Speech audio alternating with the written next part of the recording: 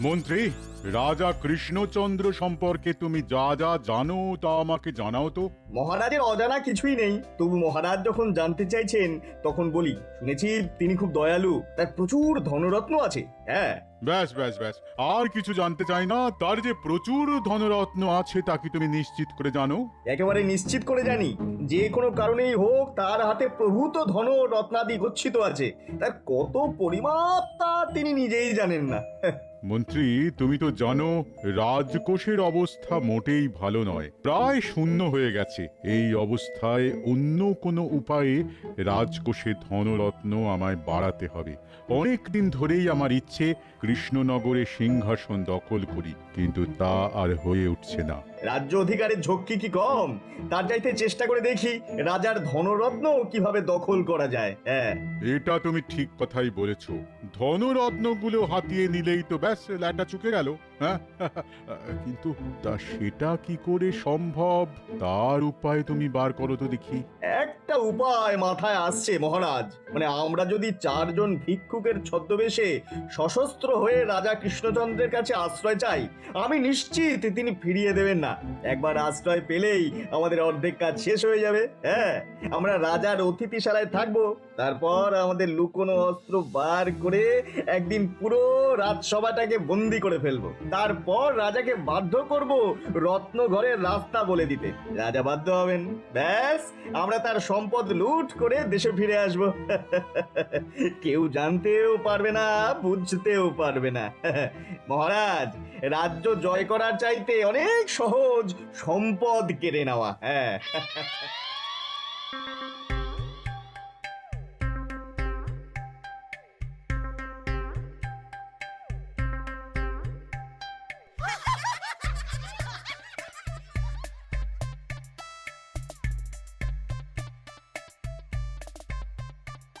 গোপাল, তোমার মাথার পিছনে চুলের একই অবস্থা হয়েছে। কাক কি ডিম পেয়েছে নাকি? ডিমগুলি ঢেকে রাখার জন্য চুলে কি লাগিয়েছো? অশ্বডিমের তেল? না, আসলে গিন্নি রোজই বলে আমার মাথা থেকে বুদ্ধিগুলি বেরিয়ে নাকি চুলের পাশে ঝুলছে, তাই একটু আঠা দিয়ে আটকে রেখেছি মন্ত্রী মশাই। চমৎকার বুদ্ধি বার করেছো তো। তা যে বুদ্ধি দিয়ে তুমি আঠা দিয়ে মাথায় বুদ্ধি লাগিয়ে রাখো, সেই বুদ্ধিটা তখন কোথায় ছিল? সেই বুদ্ধিগুলি আমি হাতেই রাখি, তাও আঠা দিয়ে আটকে। দেখুন দেখুন, আমার হাতটা কেমন চটচট করছে। গোপালের এই বুদ্ধি আঠা দিয়ে আটকে দেওয়াটা দেখে কি এটাই প্রমাণিত হলো যে গোপালের এককালে বুদ্ধি ছিল? মন্ত্রী, বুদ্ধিমানদের বুদ্ধি আঠা দিয়ে আটকে রাখতে হয় না, ঠিক সময় মতো তা প্রকাশিত হয়। মহারাজ, যার ল্যাজ আছে সে কিছুতেই ল্যাজ লুকোতে পারবে না, আর যার ল্যাজ নেই সে আমরণ চেষ্টা করেও তার ল্যাজ বার করতে পারবে না মহারাজ। মহারাজ, গোপালের অর্ধেক কথার মানে আমি বুঝতে পারি না। আপনি আমায় বলুন না, এইমাত্র গোপাল যা বলল তাতে কি আমাকে অপমান করা হলো? না রে বাবা না, গোপাল সব সময় তোমাকে অপমান করে না, মাঝে মাঝে করে। না, ল্যাজ নিয়ে কি একটা কথা বলছিল। এটা কার ল্যাজ মহারাজ? নিজের ল্যাজ নিজেই চিনে নিন মন্ত্রী মশাই। মহারাজ, আপনাকে রানীমাও চিনতে পারবেন না। মনে হচ্ছে কতদিন খেতে পাননি। জীবনের উপর দিয়ে কত ঝড় বয়ে গেছে। আপনি যে একজন মহারাজ তা কেউ বলবেই না। হ্যাঁ। এই কথাটাই তুমি অন্য সময় বললে তোমার গর্দান আমি এক্ষুনি নিয়ে নিতাম, কিন্তু আমি সহ্য করে গেলাম, কারণ এই বেশেই আমাদের কিছুদিন থাকতে হবে। আমিও মহারাজ সেই সুযোগে আপনাকে দুটো কথা শুনিয়ে দিলাম। আসলে আমি আপনার ছদ্মবেশের প্রশংসাই করলাম, সেটা তো মেনে নেবেন। হ্যাঁ, তোমার যে এত বুদ্ধি তা তো আগে জানতাম না।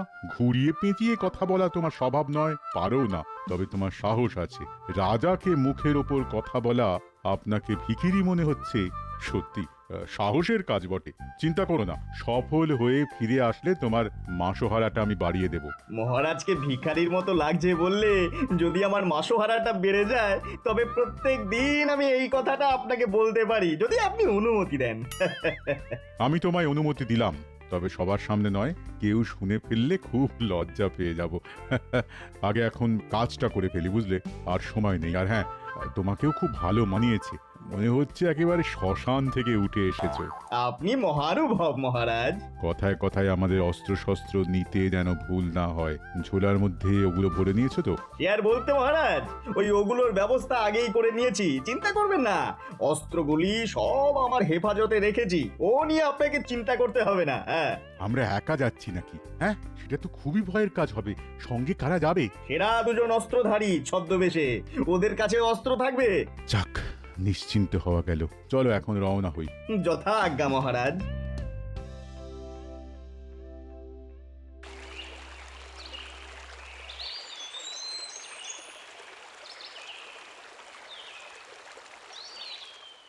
মহারাজ, গোপাল কিন্তু নিজেই স্বীকার করেছে যে ওর ল্যাজ আছে। কেন কেন কেন, তোমার নেই বলে মন খারাপ করছে নাকি? আসলে গোপালের কিছু আছে যা আমাদের নেই, তা মেনে নি কি করে মহারাজ? গোপালের বুদ্ধি আছে, তোমার নেই, এই কথাটা তুমি মানতে পারবে তো? একদম মানবেন না মন্ত্রী মশাই, বুদ্ধিতে আমি আপনার নখের যোগ্যও নই। তবে তবে কিনা বুদ্ধি দু প্রকার, একটা সুবুদ্ধি আর একটা কুবুদ্ধি। তা আপনার মাথায় কি আছে সেটা তো আমি জানি না। মহারাজ, আপনার সামনেই গোপাল বলেছে যে আমার মাথায় কি বুদ্ধি আছে সে ওটা জানে না। কু না সু, কোনটার অধিকারী আমি সেটাও ও জানে না। একজন মন্ত্রীর মাথায় সবটাই যে সুবুদ্ধি থাকবে সেটারও কোনো মানে নেই। সুতরাং তোমার বুদ্ধিতে কিছুটা কুবুদ্ধি যে আছে সে ব্যাপারে কোনো সন্দেহ আমারও নেই। মহারাজ, গোপালের মাথায় তাহলে কোন ধরনের বুদ্ধি আছে বলে আপনার মনে হয়? গোপাল মন্ত্রীর কথার কোনো জবাব দেবে কি না দেবে না? মহারাজ, আমার মাথার বুদ্ধিগুলি এই কিছুক্ষণ আগে আঠা দিয়ে জোড়া লাগিয়েছি, এখনো ভালো করে আঠা জোড়েনি। এক্ষুনি কি করে বলি মহারাজ।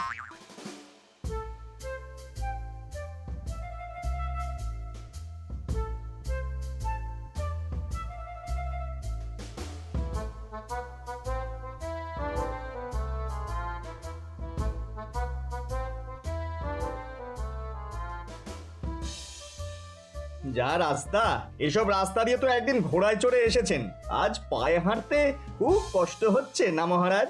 বাঘ সিংহ তো এই জঙ্গলে মাঝে মধ্যেই রাস্তায় বেরিয়ে আসে, তাই জিজ্ঞাসা করছিলাম। আপনি ভয় পাচ্ছেন না তো?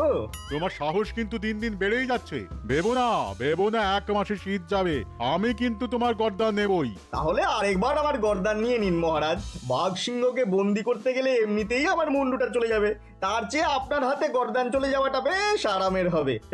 বাঘ সিংহ খেলে বড্ড লাগবে মহারাজ, চিবিয়ে খাবে তো। ওদের কি আশেপাশে দেখা যাচ্ছে নাকি? আরে আমি একজন রাজা, তা কি ওরা জানে না? জিজ্ঞেস করে আসবো? তাহলে কিন্তু আমার না ফেরার আশঙ্কা রয়েছে। মানে আপনি এখানে ওই দুজন লোককে নিয়ে একা থাকতে পারবেন তো? তাহলে তোমাকে আর কষ্ট করে যেতে হবে না, আমি বিশ্রাম নিই, তুমি আমাকে পাহারা দাও। সেটাই ভালো, গর্দান গেলে আমাদের সকলের যাবে। রাজবাড়ির কিছু অংশ মেরামত করতে হবে, বিশেষ করে অতিথিশালা, রান্নাঘর, এমনকি এই রাজসভা। কোনো কিছুই ঠিকঠাক নেই বলেই তো মনে হচ্ছে আমার। অতিথিশালাতে এখন কেউ নেই, কোনো অতিথি আসার সম্ভাবনাও নেই, তাই অতিথিশালা সারাবার কোনো দরকার নেই বলেই আমার মনে হয়।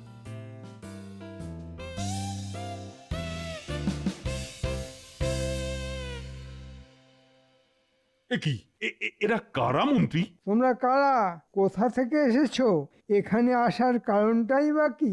মহারাজ, আমরা সেই দূর দেশ থেকে এসেছি আপনার করুণার প্রত্যাশায়। আমার করুণার প্রত্যাশায়?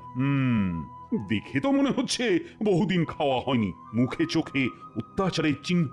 তা তোমরা আমার রাজসভায় কেন এসেছো? লোকমুখে শুনেছি আপনি বড় দয়ালু মহানুভব, তাই আপনার কাছেই এসেছি। কেন কেন কেন, আমি তোমাদের জন্য কি করতে পারি? আমরা যেখানে থাকতাম সেখানকার রাজা খুব অত্যাচারী, আমাদের জমি জমা কেড়ে নিয়ে দেশ থেকে তাড়িয়ে দিয়েছে। আমরা কতদিন যে কিছু খেতে পারিনি তা আপনাকে বলে বোঝাতে পারবো না।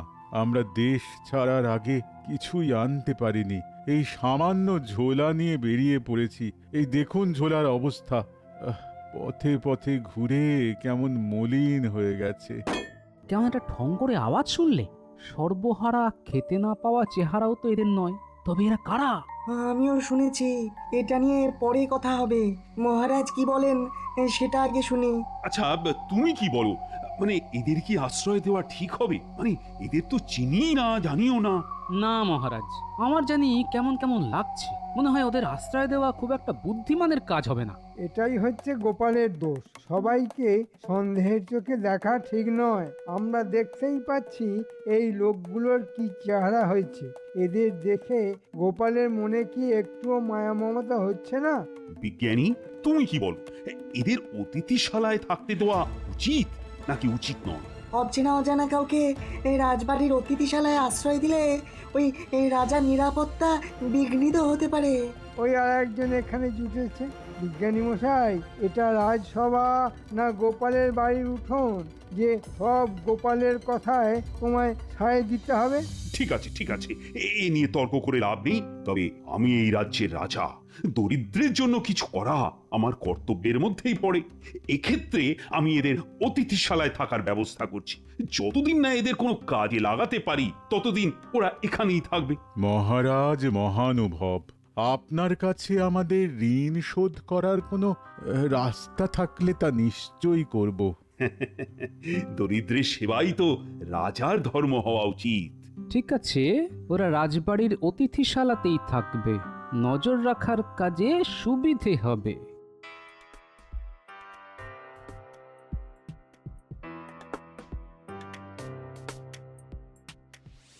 গোপাল, এই অতিথিদের ব্যাপারে আমারও সন্দেহ আছে। মনে হয় তুমি ঠিক কথাটাই বলছো।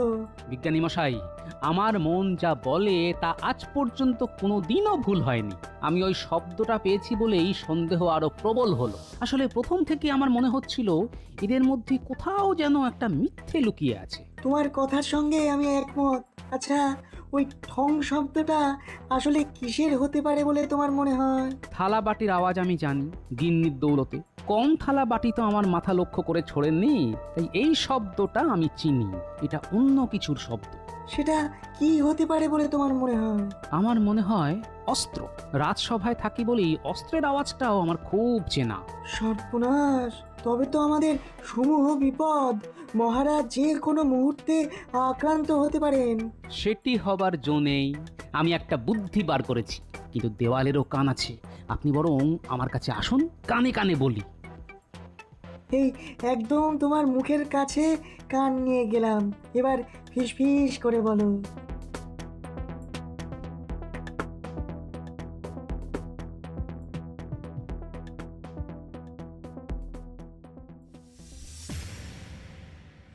এত বোকা একটা রাজা আমি তো কখনো দেখিনি। আমাদের এক কথায় একেবারে অতিথিশালায় স্থান দিয়ে দিল। মহারাজ, উনি বোকা না হলে আমরা চালাক হতে পারতাম। হ্যাঁ, এটা ঠিক কথা বলেছ মন্ত্রী, কিন্তু আমাকে কি দেখেছো এরকম অচেনা কাউকে এভাবে আশ্রয় দিতে? না মহারাজ, আপনি চেনা লোককেই আশ্রয় দেন না, তা অচেনা কাউকে কিভাবে রাখবেন? তাহলে তুমিই বলো, কে বেশি বুদ্ধিমান, আমি না কৃষ্ণচন্দ্র? এ আপনি কার সঙ্গে তুলনা করছেন? সূর্যের সঙ্গে লম্ফের? হ্যাঁ, এটা একেবারে ঠিক কথা বলেছ।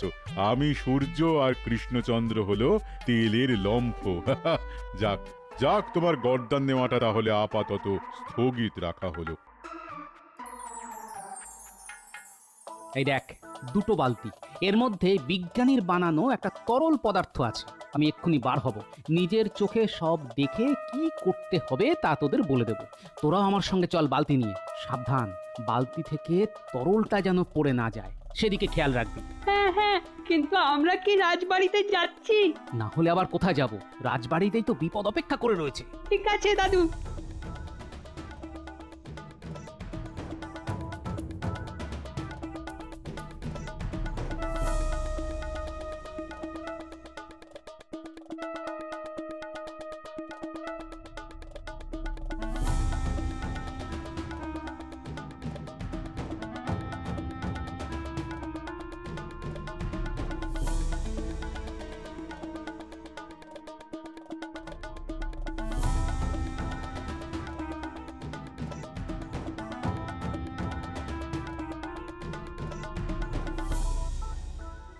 মহারাজ, এটাই সময়। প্রহরীরা সব ঘুমিয়ে পড়েছে। রাজা কৃষ্ণচন্দ্র নিশ্চয়ই শোবার ঘরে চলে গেছেন।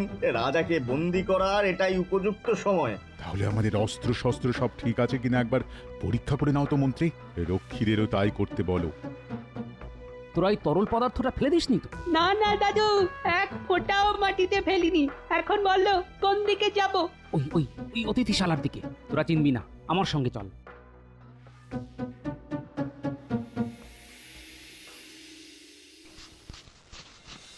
আরে মন্ত্রী, এত দেরি করছো কেন? তুমি সব কাজই বড্ড ধীরে ধীরে করো। উফ, অস্ত্র পরীক্ষা করতে এতক্ষণ লাগে? তোমার জায়গায় সেনাপতিকে আনলে ভালো হতো।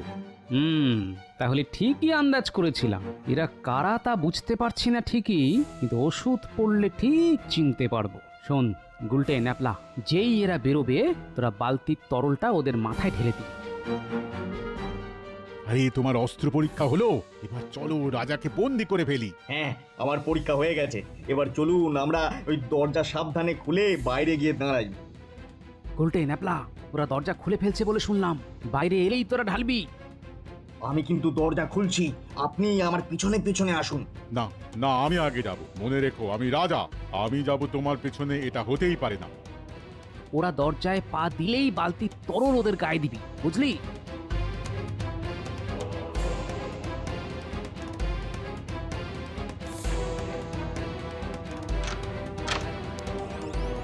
এই আমি দরজার বাইরে পা রাখলাম, তুমি আমার ঠিক পেছনে দাঁড়াও। গুলটে, এবার ঢেলে দে। এ কি আমার মাথায় কে যেন কিছু ঢাললো? আরে আমি তো মাটি থেকে পাই তুলতে পারছি না। কি হলো মন্ত্রী? আরে আরে আমারও তো সেই একই অবস্থা। কি ভুতুরে অবস্থা রে! নড়তে চড়তে পারছি না তো। এখন কি করব? আমার ইচ্ছে করছে এখানেই তোমার গর্দান নি, কিন্তু হাতটাই তো তুলতে পারছি না। কি করে তোমার মুন্ডু ছেদ করব? তোমার বুদ্ধিটা নেওয়াই আমার ভুল হয়েছে দেখছি। ন্যাপলা, গুলটে, এক্ষুনি মহারাজকে খবর দিতে হবে। চল দৌড় লাগাই। তাই করি, চলো। তুমি একটা গর্ধপ, মরকট, বলদ, মোষ। আমি তোমাকে মন্ত্রী পদ থেকে বরখাস্ত করলাম। মহারাজ, মহারাজ, মহারাজ, তাড়াতাড়ি বাইরে আসুন। বামাল সমেত ডাকাত ধরেছে। কি ব্যাপার গোপাল, এত রাতে? যাদেরকে আপনি ভিখারি ভেবে আশ্রয় দিয়েছিলেন তারা ধরা পড়েছে। দেখবেন, চলুন। উল্লুক, বেল্লিক, ইঁদুর, বেড়াল, শেয়াল, ভেড়া। গোপাল, এরা কারা? ওরা কি চাইছে? আপনাকে বন্দি করে রাজকোষ শূন্য করে নিয়ে যেত। কিন্তু আমি তো ওদের চিনতেই পারছি না। সেই ব্যবস্থা করছি। আগে সবাইকে ডাকুন আর দুবালতি জল আনতে বলুন। এই, কে কোথায় আছিস? পাহারা দেবার নাম করে নাক ডাকিয়ে ঘুমোচ্ছিস? দুবালতি জল নিয়ে আয় তাড়াতাড়ি। মহারাজ, মহারাজ, আমাকে দেখলেই আপনি চিনতে পারবেন। এই পোড়ার মুখ আর দেখাতে চাই না। এই মন্ত্রীর পরামর্শেই একজন রাজা হয়ে আপনার ধন লুট করতে এসেছিলাম, ভিখারির ছদ্মবেশে। আমাকে ক্ষমা করে দিন। মহারাজ, চিনতে পারছেন? দেখুন কাদের আপনি আশ্রয় দিয়েছিলেন। কি, আপনি তো খাম্বাজ রাজ, আর সঙ্গে খাম্বাজ মন্ত্রী।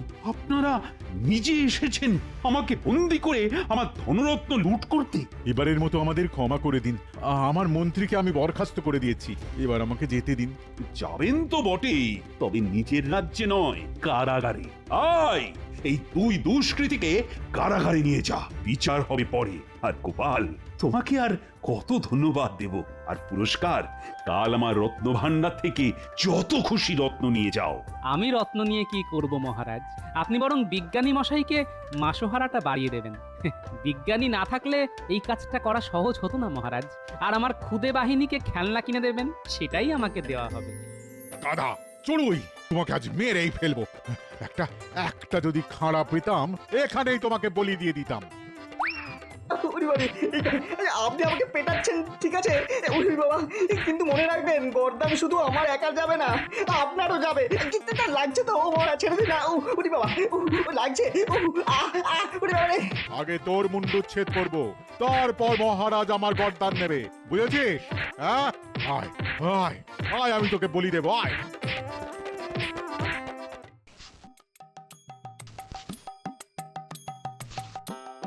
গিন্নি, গিন্নি, কোথায় গেলে গো? তোমার সংসারের ঘানি টানছি। হ্যাঁ, কি তোমার মাথার চুলগুলো আগের মতো হলো কিভাবে? হ্যাঁ, আরে বিজ্ঞানীর খাড় মেখে আমার বুদ্ধিগুলি সব মাথার মধ্যে ঢুকে গেছে, এখন আর আঠা লাগাতে হবে না। তোমার আঠা তোমার কাছেই থাকুক, বুদ্ধি কমে গেলে ওই আঠা আমার লাগবে, সাবধানে রেখো কিন্তু।